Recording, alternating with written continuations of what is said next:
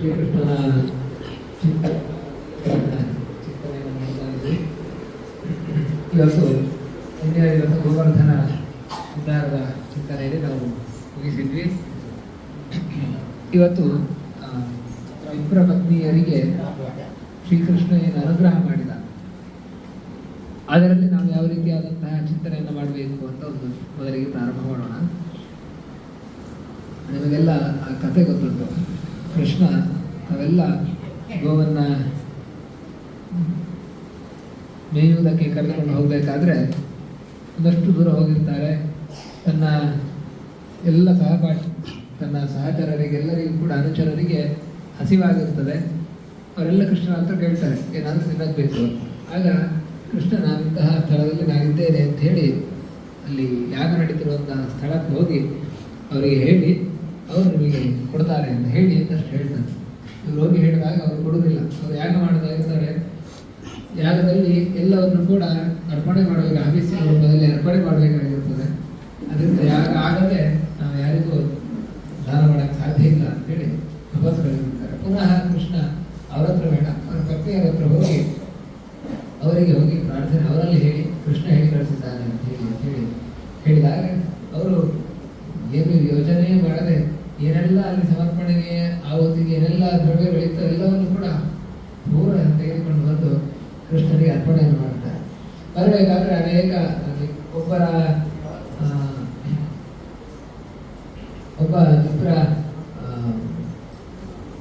ಪತ್ನಿಯನ್ನ ಅವರ ಪತಿ ಬಿಡಲಿಲ್ಲ ಹೋಗುವುದಕ್ಕೆ, ತಡೆದು ಬಿಡ್ತಾನೆ. ಆಗ ಅವಳು ತಾನು ಕೃಷ್ಣನ ಸ್ಮರಣೆ ಮಾಡಿದರೆ ದೇಹತ್ಯಾಗವನ್ನು ಮಾಡಿಬಿಡ್ತಾಳೆ. ಹೀಗೆ ಈ ಇತಿಹಾಸ ನಾವು ನೋಡಿದ್ದೇವೆ.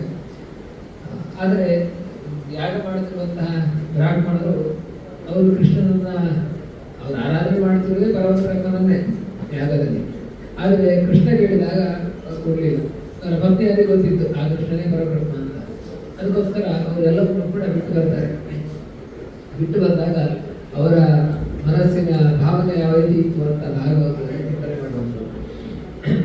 ಅವರೆಲ್ಲ ಕೃಷ್ಣ ಅವರು ಬಂದಾಗ ಸುಮ್ಮನೆ ಅವರನ್ನು ಪರೀಕ್ಷೆ ಮಾಡಬೇಕು ಅಂತ ಮತ್ತೆ ಇನ್ನೊಂದು ಯಾವುದು ಧರ್ಮ ಅಂತ ತಿಳಿಸುವುದಕ್ಕೋಸ್ಕರ ಕೂಡ ಕೃಷ್ಣ ಹೇಳ್ತಾನೆ, ಸತ್ಯಾತ ಸಾಮ್ಯೋ ಯಜನಂ ಪದಯೋಗೋ ವಿಧಾತಯ ಸ್ವತಂತ್ರಂ ಪಾಲಯಿಷ್ಯಂತಿ ವಿಷ್ಣಾಯ ಗೃಹಮೇದಿನ. ಒಂದು ಯಜ್ಞ ನಡೀಬೇಕು ಅಂತ ಹೇಳಿದ್ರೆ ಪತ್ನಿ ಬೇಕೇ ಬೇಕು. ಆದರೆ ನೀವೆಲ್ಲ ಇಲ್ಲಿ ಬಂದ್ಬಿಟ್ಟಿದ್ದೀರಿ, ಸಂತರ್ಯಾಗ ಮುಂದುವರಿಬೇಕು, ನೀವೆಲ್ಲ ವಾಪಸ್ಸು ಅಲ್ಲಿ ಹೋಗಿ ಸಂತರ್ಯಾಗವನ್ನು ಮುಂದುವರಿಸಿ ಅಂತೇಳಿ ಕೃಷ್ಣ ಹೇಳ್ತಾನೆ. ಆಗ ಆ ಮಾತಿಗೆ ವಿಪ್ರ ಪತ್ನಿಯರ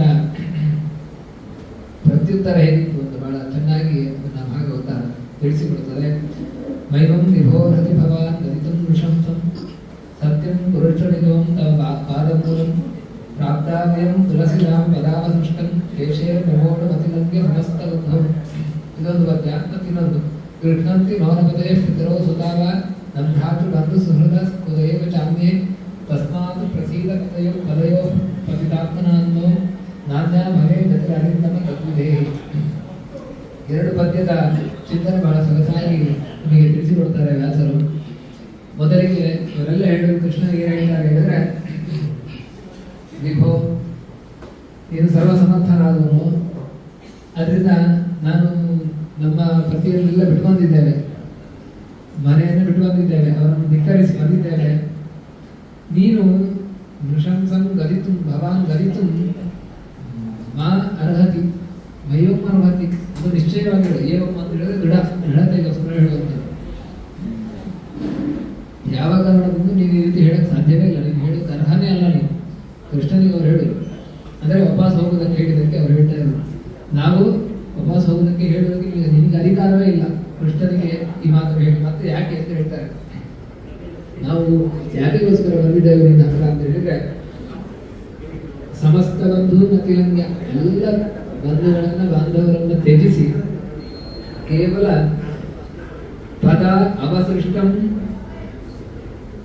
ತುಳಸಿಧಾಮ ನಿಗೋಡು ವಯಸ್ಕಾಂತಹ, ನಿನ್ನ ಪಾದಕಮಲದಿಂದ ಕೆಳಗೆ ಬಿದ್ದಂತಹ ತುಳಸಿಯ ಮಾಲೆಯನ್ನ ಧರಿಸುವುದಕ್ಕೆ ನಾವು ಬಂದಿದ್ದೇವೆ. ಅದರಿಂದ ನಿನ್ನ ಪಾದ ಮೂಲವನ್ನು ನಾನು ಆಶ್ರಯಿಸಿ ಬಂದವರು. ಅದನ್ನು ನಿನ್ನ ಸತ್ಯಂ ಪುರುಷ, ಅದರಿಂದ ನಿನ್ನ ಪಾದಕಮಲವನ್ನು ಆಶ್ರಯಿಸಿ ಬಂದವರಿಗೆ ಇಲ್ಲಿಯವರೆಗೆ ಆಶ್ರಯ ಇಲ್ಲ ಅಂತ ಹೇಳಿದ್ದಿಲ್ಲ. ಆದ್ದರಿಂದ ನಾವು ನಿನ್ನ ಪಾದಕಮಲವನ್ನು ಆಶ್ರಯಿಸಿ ನಿನ್ನ ನಿರ್ಮಾಲ್ಯವನ್ನು ಧರಿಸುವಂತಹ, ನಿನ್ನನ್ನ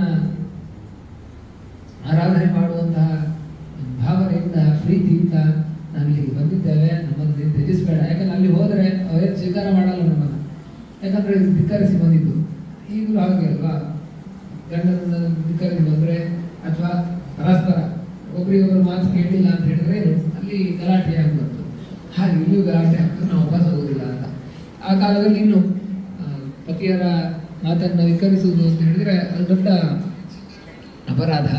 ಅದರಿಂದ ನಾವು ಹೋಗುವುದೇ ಇಲ್ಲ ಅಂತ ಹೇಳಿ ಅವ್ರು ಹೇಳ್ತಾರೆ. ಬಿಟ್ಟಂತೆ ಮೌನಪತೆ ಪಿತರು ಸುತಾವ, ತಂದೆ ತಾಯಿಗಳನ್ನು ಬಿಟ್ಟು ಬಂದಿದ್ದೇವೆ, ಗಂಡನನ್ನೇ ಬಿಟ್ಟು ಬಂದಿದ್ದೇವೆ, ಮಕ್ಕಳನ್ನೇ ಬಿಟ್ಟು ಬಂದಿದ್ದೇವೆ, ಇನ್ನು ಸಹೋದರರು ಸಹೋದರಿಯರು ಬಂಧುಗಳು ಮಿತ್ರರು ಅಂದ್ರೆ ಯಾರೆಲ್ಲ ಸತ್ರದಲ್ಲಿ ಭಾಗವಹಿಸಿದ್ರು ಎಲ್ಲರೂ ಬೇಡ ಅಂತಲೇ ಹೇಳಿದ್ರು ಪುರುಷರು. ಅವರೆಲ್ಲರನ್ನೂ ಬಿಟ್ಟು ನಾವು ಬಂದಿದ್ದೇವೆ. ಅದರಿಂದ ನಾವು ಪಾಪಿಗಳು, ನಮ್ಮನ್ನು ರಕ್ಷಣೆ ಮಾಡಲೇಬೇಕು, ನನಗೆ ಬೇರೆ ಗತಿಯೇ ಇಲ್ಲ ಅಂತ ಹೇಳಿ ಪ್ರಾರ್ಥನೆಯನ್ನು ಮಾಡ್ತಾರೆ. ಅದರಿಂದ ಎರಡು ಚಿಂತನೆಯನ್ನು ಅವರ ಪ್ರಾರ್ಥನೆಯಲ್ಲಿ ನಾವು ಮಾಡಬೇಕು. ಒಂದು ಚಿಂತನೆ ಏನು ಅಂದರೆ, ನಾವು ತುಳಸಿಯನ್ನು ದೇವರಿಗೆ ಸಮರ್ಪಣೆ ಮಾಡಿದಂತಹ ತುಳಸಿಯನ್ನು ಮಹಿಳೆಯರು ಅದನ್ನು ಧರಿಸಬಹುದೋ ಬೇಡವೋ ಅಂತ ಒಂದು ಸಂಶಯ ಕೆಲವರಲ್ಲಿ ಉಂಟು. ಧರಿಸಬೇಕು, ಯಾಕಂದರೆ ಇಲ್ಲೇ ಅದಕ್ಕೆ ಪ್ರಮಾಣ. ತುಳಸಿಧಾಮ ವಯಂ ನಿಗೋಡು ಪ್ರಾಪ್ತಾಹ, ಅದನ್ನು ಧರಿಸೋದಕ್ಕೋಸ್ಕರ ಬಂದಿದ್ದು ಅಂತ ಒಂದು ಹೇಳಿದ್ರಿಂದ ತುಳಸಿ ದಳವನ್ನು ದೇವರ ನಿರ್ಮಾಲ್ಯ ರೂಪವಾಗಿ ಅದನ್ನು ಧರಿಸಲೇಬೇಕು. ಅದನ್ನು ನಿಯಮ, ಅದನ್ನು ಧರಿಸಬೇಕು ಅಂತ ಹೇಳಿ. ಬರೀ ಪುಷ್ಪವನ್ನು ಮಾತ್ರ ಕೊಡಬೇಕಲ್ಲ, ಉಡ್ಕೊಳ್ಬೇಕಲ್ಲ, ಅದು ಕೂಡ ಭಗವಂತನಿಗೆ ಸಮರ್ಪಣೆ ಆಗಿದ್ದೇ ಉಡ್ಕೊಳ್ಬೇಕು. ಇನ್ನೊಂದು, ಅದು ಕೃಷ್ಣನಿಗೆ ಸಮರ್ಪಣೆ ಆಗಿದ್ದ ನಿರ್ಮಾಲ್ಯ ತುಳಸಿಯನ್ನು ಕೂಡ ಅವರು ಅದನ್ನು ಗ್ರಹಣೆ ಮಾಡಲೇಬೇಕು, ಅದನ್ನು ಸ್ವೀಕಾರ ಮಾಡಲೇಬೇಕು. ಅದು ಭಗವಂತನ ಪ್ರಸಾದ ಅಂತ ಹೇಳಿ ಒಂದು ಇದು ವಿಚಾರ ನಮಗೆ ತಿಳಿದರೆ ಆ ಶಬ್ದವನ್ನೇ ಉಲ್ಲೇಖ ಮಾಡಿ ಹೇಳಿದ್ದಾರೆ, ತುಳಸಿಧಾಮ ಅಂತೇಳಿ. ಬೇರೆ ಏನು ಹೇಳಿಲ್ಲ. ತುಳಸಿಧಾಮ ಅಂತ ಹೇಳಿದ್ರೆ ಹಾರವನ್ನು, ತುಳಸಿ ಹಾರವನ್ನು, ಮಾಲೆಯನ್ನು ಧರಿಸಿದ್ದು ಅಂತ ಹೇಳಿ ಅದನ್ನು ಸಂಶಯವೇ ಇಲ್ಲ. ಬಾಯ್ಬಿಟ್ಟು ಹೆಸರೇ ಹೇಳಿಬಿಟ್ಟಿದ್ದಾರೆ. ಇನ್ನು ಅವರ ಭಾವನೆಯಲ್ಲಿ ಆ ಕೃಷ್ಣನನ್ನು ಎಷ್ಟು ಅವರು ಆತ್ಮೀಯನಾಗಿ ಮಾಡ್ಕೊಂಡಿದ್ರು ಅಂತ. ಎಲ್ಲರನ್ನು ನಾವು ನಮ್ಮ ಸುತ್ತಮುತ್ತ ಇದೇ ಥರ ಒಂದು ಘಟನೆ ಆಗಿದ್ರೆ ನಾವು ನಮ್ಮವರ ಬಿಟ್ಟು ನಾವು ಬರ್ತಿರ್ಲಿಲ್ಲ. ಈಗ ನಾವೇ ಏನೋ ಒಂದು ದೇವರ ಆರಾಧನೆ ಮಾಡಬೇಕು ಅಂತ ಹೊರಟಿರ್ತಾರೆ. ನಮ್ಮ ಸುತ್ತಮುತ್ತ ಇರೋರು ಬೇಡ ಅಂತ ಅದನ್ನು ತಡಿತಾ ಇದ್ದಾರೆ. ನಾವೇನು ಮಾಡ್ತೇವೆ, ಅವರನ್ನು ಯಾಕೆ ಸುಮ್ಮನೆ ಅವ್ರಿಗೆ ಬೇಸರ ಮಾಡೋದು, ಬೇಡಪ್ಪ ನಾವಿಲ್ಲೇ ಇಲ್ವಾ, ಮನೆಯಲ್ಲೇ ಮಾಡುವ ಅಂತ ಹೇಳ್ತಾರೆ. ಅಥವಾ ಅವರ ಅಭಿಪ್ರಾಯ ಏನು ಉಂಟು ಅದಕ್ಕೆ ನಾವು ಸಹಮತವನ್ನು ವ್ಯಕ್ತಪಡಿಸ್ತೇವೆ. ಅಂದರೆ ವಿರೋಧ ಮಾಡಲ್ಲ ನಾವು. ಯಾಕೆ ಅಂತ ಹೇಳಿದ್ರೆ ಸುಮ್ಮನೆ ಯಾಕೆ ವೈಮನಸ್ಯ ಅನ್ನೋ ದೃಷ್ಟಿಯಲ್ಲಿ. ಆದರೆ ಅವರು ಹಾಗಿರಲಿಲ್ಲ.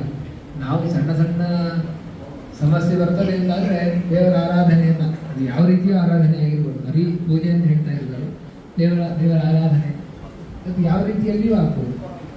ಅದನ್ನು ನಾವು ನಮ್ಮ ಸಮಸ್ಯೆಗಳು ಬಂದಾಗ ಇದನ್ನು ಬರೀತಿದ್ದೇವೆ, ಅದನ್ನು ಮಾತ್ರ ನಾವು ಅದನ್ನೇ ಪರಿಗಣನೆ ಮಾಡಿಬಿಡ್ತೇವೆ. ಆದರೆ ಅವರು ಹಾಗೆ ಮಾಡಲಿಲ್ಲ. ದೊಡ್ಡ ಸಮಸ್ಯೆ ಇನ್ನೊಂದು ಅಪಾಸ ಮನೆಗೆ ಹೋಗಿ ಅಂತಹ ಪರಿಸ್ಥಿತಿ ಬಂದರೂ ಕೂಡ ನಾವು ನೇರಾಗಿ ಬಂದಿದ್ದೇವೆ. ಅಷ್ಟು ನಮ್ಮ ಆತ್ಮಸಮರ್ಪಣೆಯನ್ನು ಕೃಷ್ಣನಿಗೆ ಮಾಡ್ತಾರೆ. ಯಾಕಂದರೆ ಕೃಷ್ಣ ನಮ್ಮನ್ನು ರಕ್ಷಣೆ ಮಾಡ್ತಾನೆ ಅಂತ ಅವರಿಗೆ ಗ್ಯಾರಂಟಿ. ಅದರಿಂದ ಕೃಷ್ಣನನ್ನು ಅಷ್ಟು ನಂಬಿಕೆಯಿಂದ ಅವರು ಆರಾಧನೆ ಮಾಡಿದರು. ಕೃಷ್ಣ ಸರ್ವೋತ್ತಮ ನಾರಾಯಣ ಅನ್ನುವಂತಹ ಚಿಂತನೆ ಅವರಲ್ಲಿ. ಆದರೆ ಅವರ ಪತಿಯೊಂದಿಗೆ ಅವರು ಋಷಿಗಳು ಯಾಗವನ್ನು ಮಾಡ್ತಾ ಇದ್ದರು, ಅವರು ಕೂಡ ಜ್ಞಾನಿಗಳು. ಆದರೆ ಆ ಕ್ಷಣದಲ್ಲಿ ಅವರಿಗೆ ಕೃಷ್ಣ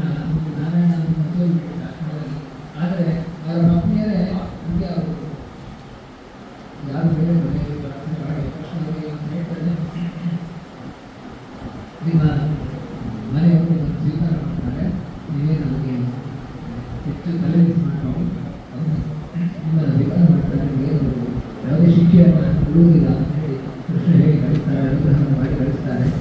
ಅವರು ಕೂಡ ಅಲ್ಲಿ ಹೋದ ತಕ್ಷಣ ಅವರಿಗೆ ಬಹಳ ನಾಚಿಕೆಯಾಗಿರುತ್ತದೆ.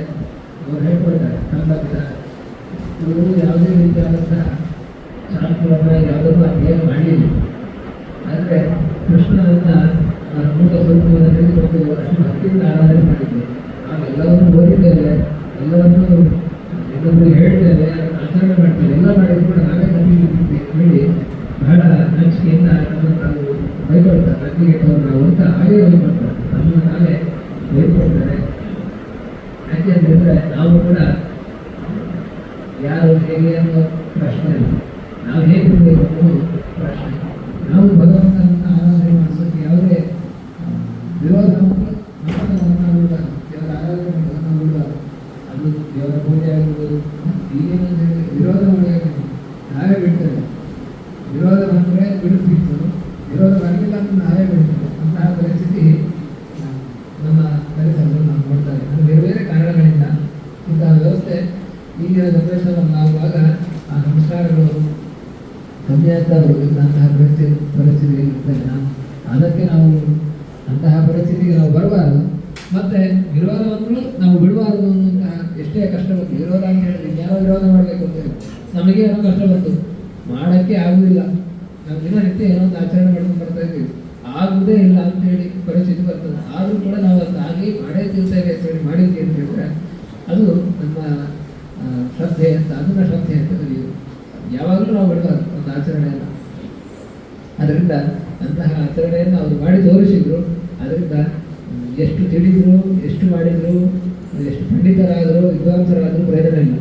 ಆ ಭಾವನೆ ಮನಸ್ಸಿನೊಳಗಿರುವಂತಹ ಪ್ರೀತಿ ಇರಬೇಕು, ಭಗವಂತನ ಬಗ್ಗೆ ಆ ಪ್ರೀತಿ ಇರಬೇಕು, ಅವರ ಬಗ್ಗೆ ಅವರ ಭಕ್ತರ ಬಗ್ಗೆ ಆ ಪ್ರೀತಿ ಇರಬೇಕು. ಅದಿತ್ತು ಅಂತ ಹೇಳಿದ್ರೆ ಆಗ ಆ ಜ್ಞಾನದ ಎಲ್ಲ ಫಲವೂ ಅದೇ ಪ್ರೀತಿಯ ಭಕ್ತಿ ಅಂತ ಹೇಳಿದ್ರೆ ಜ್ಞಾನ ಮೂಲಕ ದೃಢ ಸರ್ವತೋಧಿಕ ಸ್ನೇಹ ಭಕ್ತರಿಗೆ ಪ್ರೋತ್ಸಾಹ ಅಂತ ಆಚಾರ್ಯರು ಅದಕ್ಕೆ ಡೆಫಿನೇಷನ್ ಕೊಡ್ತಾರೆ.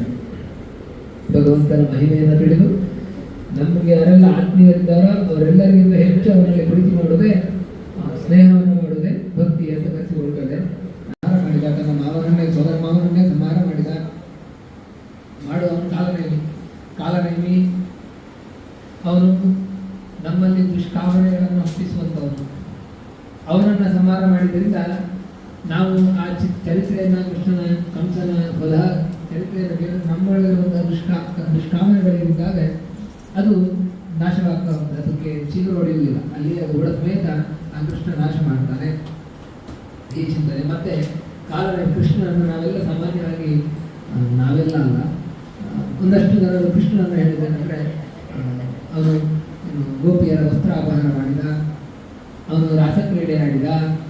ಈ ರೀತಿಯಾಗಿ ಕೃಷ್ಣನನ್ನು ಒಂದು ಸ್ತ್ರೀಯನ್ನು ಇಷ್ಟಪಟ್ಟವನು ಅಂಥೇಳಿ, ಸ್ತ್ರೀಲೋಲ ಅಂಥೇಳಿ ಕೃಷ್ಣನನ್ನು ಹೇಳುವುದು. ಆದರೆ ಇಲ್ಲಿ ಕಾಲನೇಮಿಯನ್ನು ಸಂಹಾರ ಮಾಡಿ ಕೃಷ್ಣ ಅದನ್ನು ತಾನು ತೋರಿಸಿಕೊಂಡ. ನಾನು ಏನು ಅಂತಹ ಕಾಮವನ್ನು ಹುಟ್ಟಿಸುವಂಥ ಅವನನ್ನೇ ಸಂಹಾರ ಮಾಡಿದ್ದೇನೆ, ನಾನು ಹಾಗಲ್ಲ ಅಂಥೇಳಿ ತೋರಿಕೊಂಡ. ಮತ್ತೆ ಅದಕ್ಕೆಲ್ಲ ಒಂದು ಉತ್ತರ ಉಂಟು. ಅಲ್ಲಿ ಏನೆಲ್ಲ ಈ ವಿಚಾರ ಬರ್ತದೆ ಕೃಷ್ಣನ ಸ್ತ್ರೀಲೋಲ ಈ ರೀತಿಯಾಗಿ ಎಲ್ಲ ಹೇಳ್ತಾನೆ. ಅಲ್ಲೆಲ್ಲವೂ ಕೂಡ ಕೃಷ್ಣ ಯಾಕೆ ಅವರೊಟ್ಟಿಗೆ ಆಗಿ ಅವರಿಗೆ ಆ ರೀತಿಯಾಗಿ ಯಾಕೆ ಅನುಗ್ರಹವನ್ನು ಮಾಡಿದ. ಗೋಪಿಯರಿಗೆ 14,108 ಮಂದಿ ಪತ್ನಿಯರು ಕೃಷ್ಣನಿಗೆ. ಯಾಕೆ ಅವರನ್ನೆಲ್ಲ ಮದುವೆ ಆದ?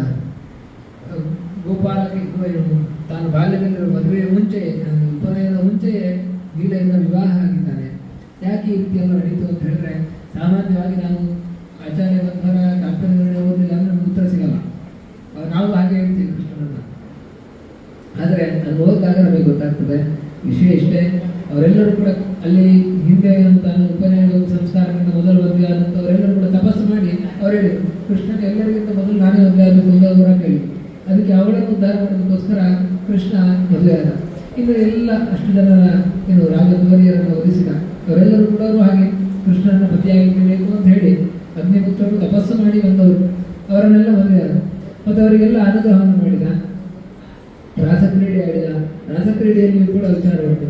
ಒಬ್ಬೊಬ್ಬರಿಗೆ ಒಂದೊಂದು ರೀತಿಯಾಗಿ ಭಗವಂತನ ಆರಾಧನೆ ಮಾಡಬೇಕು. ತನ್ನ ಆಚಾರ್ಯ ತಾತ್ಪರ್ಯದಲ್ಲಿ ಹೇಳಬೇಕಾದ್ರೆ, ಲಕ್ಷ್ಮೀದೇವಿಗೆ ತನ್ನ ನಾರಾಯಣನನ್ನು ತನ್ನ ಪತಿ ಅಂತ ಹೇಳಿ ಆರಾಧನೆಯನ್ನು ಮಾಡಬೇಕು. ಅಂದರೆ ಅವನು ಹಾಗೆ ಆರಾಧನೆ ಮಾಡಿ ಅವಳ ಅನುಗ್ರಹವನ್ನು ಪಡಿಬೇಕು.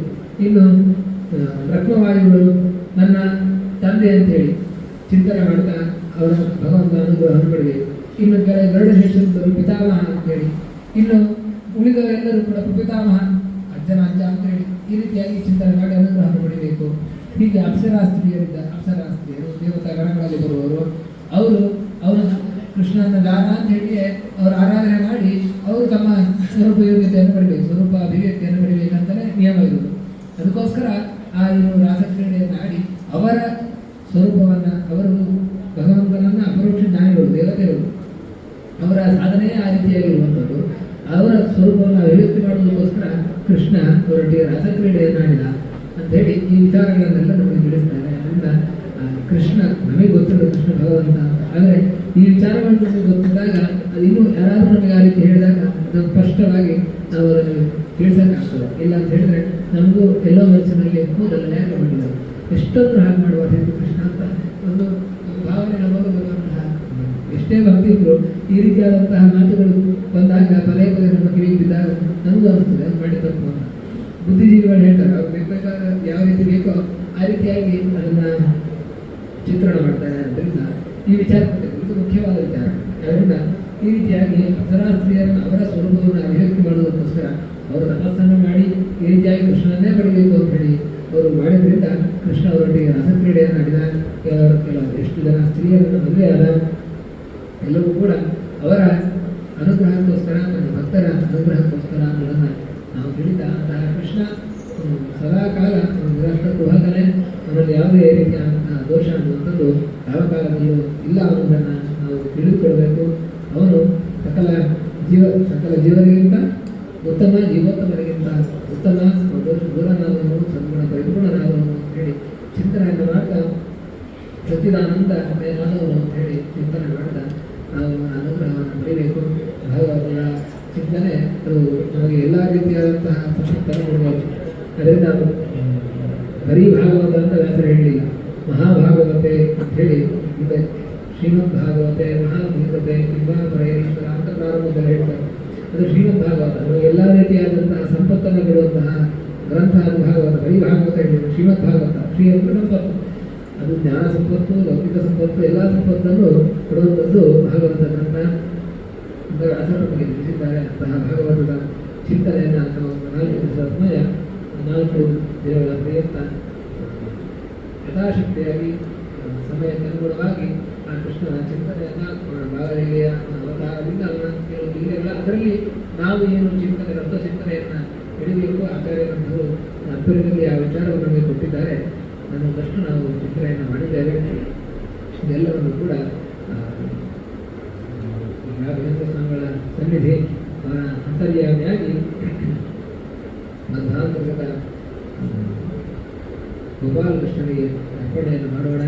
ಎಲ್ಲ ಚಿಂತನೆಯ ಪುಣ್ಯ ಎಲ್ಲ ಭಕ್ತರಿಗೆ ಸಿಗಲಿ. ಆ ಮೂಲಕ ನಮ್ಮ ಏನೆಲ್ಲ ಅಭೀಷ್ಟಗಳಿದ್ದಾಗ ನಾನು ದೇವರ ನಡೆಸಲಿ ಅಂತ ಹೇಳಿ ಪ್ರಾರ್ಥನೆಯನ್ನು ಮಾಡ್ತಾ 4 ದಿವಸದ ಈ ಒಂದು ಭಗವಂತನ ಕಥಾಶ್ರವಣಕ್ಕೆ ಎಲ್ಲ ಆಯೋಜನೆ ಮಾಡಿದಂತಹ ಎಲ್ಲ ಭಕ್ತರಿಗೆ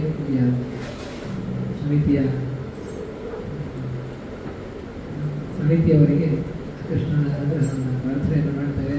ನೀವು ಕೂಡ ವಿಶೇಷವಾಗಿ ಬಂದು ಆ ಕೃಷ್ಣನ ಚಿಂತನೆಯನ್ನು ಕೇಳುವ ಉದ್ದೇಶದಿಂದ ಪ್ರತಿನಿತ್ಯವೂ ಕೂಡ ಸಮಯಕ್ಕೆ ಸರಿಯಾಗಿ ಬಂದು ಆ ಕೃಷ್ಣನ ಚಿಂತನೆಯನ್ನು ಕೇಳಿದ್ದೀರಿ. ನೀವು ಕೂಡ ಕೃಷ್ಣನ ಅನುಗ್ರಹವನ್ನು ಪ್ರಾರ್ಥನೆಯನ್ನು ಮಾಡ್ತೇವೆ. ಕೃಷ್ಣ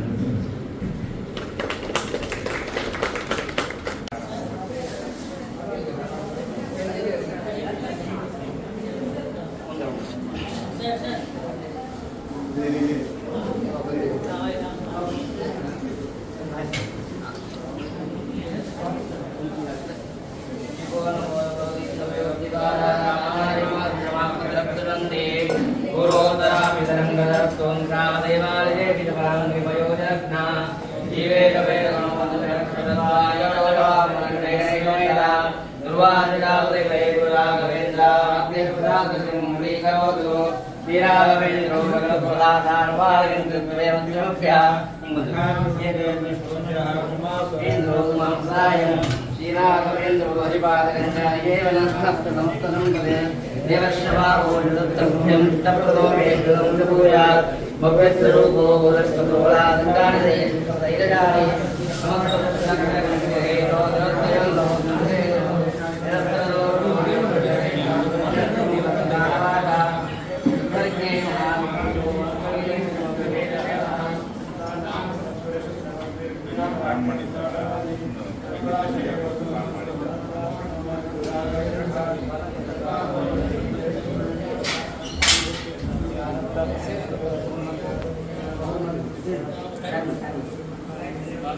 ಒಂದು ನಿಮಿಷ